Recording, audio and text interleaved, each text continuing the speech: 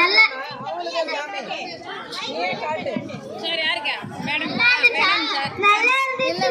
மீதி நாளல என்ன சாப்பிடுவீங்க? சேமியா சாம்பார், செவ்வாய்க்கிழமை கிச்சடி சாம்பார், புதன்கிழமை பொங்கல் சாம்பார், வியாழக்கிழமை உப்புமா சாம்பார், வெள்ளிக்கிழமை கிச்சடி. Very good. நம் முதலமைச்சர் ஐயா அவர்கள் 15/9/2022 அன்று பேரறிஞர் அண்ணா பிறந்த நாளில் காலை உணவு திட்டத்தை தொடங்கப்பட்டது. இந்தியாவிலேயே முதலில் இது போன்ற ஒரு திட்டத்தை அறிமுகப்படுத்திய மாநிலம் நமது மாநிலம். மாணவர்கள் அனைவரும் காலை உணவை தவிர்க்க கூடாது என்பதற்காகவும் புத்துணர்வோடு படிப்பதற்காகவும் காலை உணவு திட்டத்தை அறிமுகப்படுத்திய முதல்வர் ஐயா அவர்களுக்கு நன்றிகள். இதை நீங்கள் அனைவரும் பயன்படுத்த வேண்டும். சரி, இன்னைக்கு நான் உங்களுக்கு ஒரு டாஸ்க் தர போறேன். திடீர்னு கடவுள் உங்க முன்னாடி வந்து நின்னா என்ன கேட்பீங்க? அது எழுதுங்க.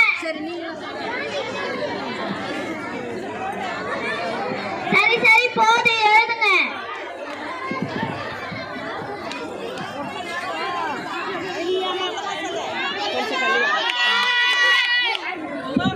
சரி தாங்க.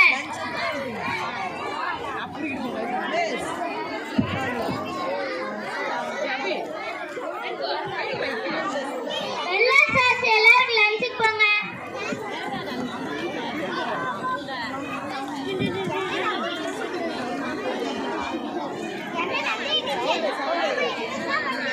ஆமா டீச்சர், நான் இன்னைக்கு ஒரு டாஸ்க் தந்தேன்.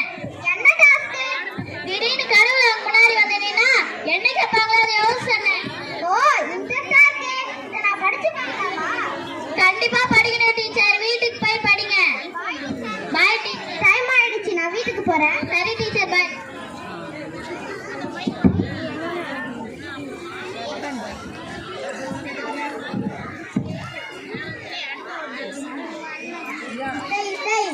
வாங்க, வந்துட்டீங்களா?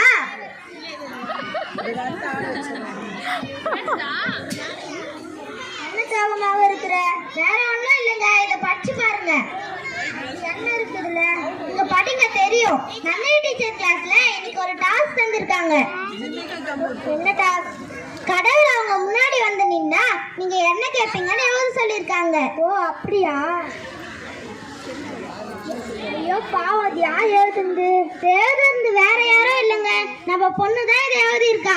அவ எவ்வளவு கஷ்டத்தோட எழுதியிருக்கா தெரியுமா?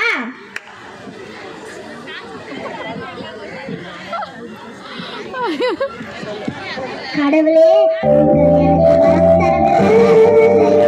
என்னை ஒரு செல்போனாக மாற்றுங்கள்.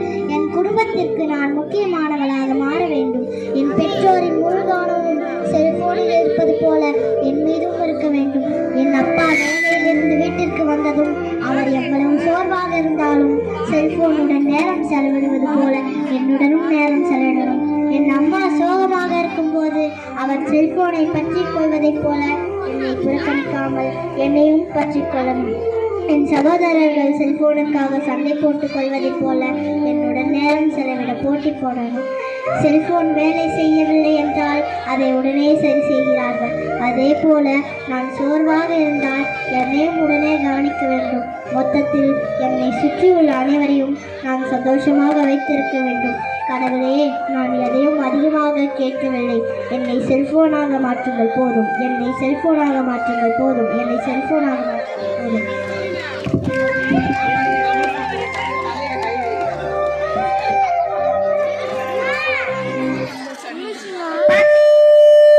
பாத்தீங்களா, அவ எவ்வளவு கஷ்டத்தோட எழுதிருக்கா. இனிமே நாங்க செல்போன் யூஸ் பண்ணாம நம்ம குழந்தைங்க கூட டைம் ஸ்பெண்ட் பண்ணலாம். மோனா, என்னம்மா?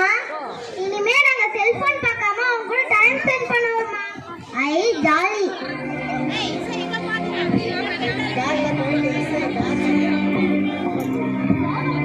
கண்ணான கண்ணே, கண்ணான கண்ணே.